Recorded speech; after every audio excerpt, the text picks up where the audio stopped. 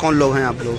आज हम लोग छिबरामऊ तहसील में आए हुए हैं और हम लोग भीम आर्मी आज़ाद समाज पार्टी से हैं। मेरा नाम प्रभात गौतम है, मैं आज़ाद समाज पार्टी से जिला अध्यक्ष हूँ और आज एसडीएम साहब से मुलाकात करने के लिए आए हैं। क्या समस्या क्या है आप लोगों की? समस्या ये है कि जैसा कि सभी को विदित है कि माननीय एडवोकेट चंद्रशेखर आज़ाद जी जो लोकसभा नगीना से सांसद हैं, उनका कार्यक्रम प्रस्तावित है 4 फरवरी को और इसकी जानकारी लगातार प्रशासन को दी जाती रही है। 1 जनवरी को हम लोगों ने परमिशन के लिए, अनुमति के लिए एप्लीकेशन दी थी डीएम साहब को। तो जब एप्लीकेशन दी तो डीएम साहब ने यहाँ के लिए फॉरवर्ड कर दी। आज 22 तारीख है और 22 तारीख आप समझ सकते हैं 22 दिन हो गए हैं और अभी तक परमिशन नहीं की गई है, जबकि पुलिस विभाग ने अप्रूवल दे दिया है, उन्होंने परमिशन दे दी है, लेकिन एसडीएम साहब किसके दबाव में परमिशन नहीं कर रहे हैं, आज हम लोग ये जानने के लिए आए हैं। और हमें ये भी लगता है कि उनके ऊपर प्रेशर बनाया जा रहा है परमिशन ना देने का। जिस तरीके से एसडीएम महोदय जी लगातार परमिशन को टालने का काम कर रहे हैं, इधर उधर भटकाने का काम कर रहे हैं, इससे समझा जा सकता है कि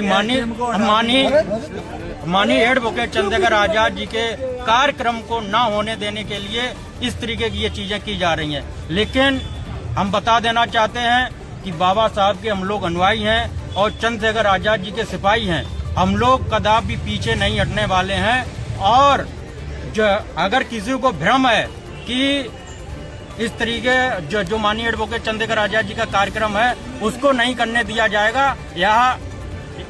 यहाँ जहाँ पर कार्यक्रम हो रहा है कसावा खेल ग्राउंड में, अगर वहाँ से चेंजमेंट किया जा रहा है तो ये भी हम लोग कदापि बर्दाश्त नहीं करेंगे। अभी तो हम लोग शांतिपूर्वक तरीके से एसडीएम साहब से मिलने के लिए आए हैं।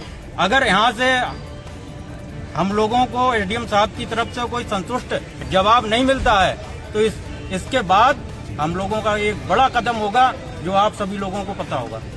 आखिर क्यों अभी तक अनुमति नहीं मिल रही है, क्या कारण है? अब ये तो एसडीएम साहब बताएंगे, क्योंकि जहाँ तक हमें लग रहा है क्या कसाबा जो खेल ग्राउंड है क्या पाकिस्तान में क्या ये है क्या, जिस तरीके से वहाँ की अनुमति नहीं दी जा रही है और जो प्रश्न क्वेश्चन जो लगाए जा रहे हैं कि वो सरकारी जमीन है, हमें ये पता करना है कि कहाँ पे सरकारी जमीन नहीं है। हम यहाँ पर खड़े हैं, यहाँ पर भी सरकारी जमीन है, हम पीछे खड़े हैं वहाँ पर भी सरकारी जमीन है, भाई हर जगह सरकारी जमीन है। तो ये हम कैसे क्या नाम जो हमें दलील दी जा रही है कि वो सरकारी जमीन है, खेल का मैदान है, वहाँ पर परमिशन नहीं, जबकि रैलियां तो सरकारी जमीन में ही होती हैं।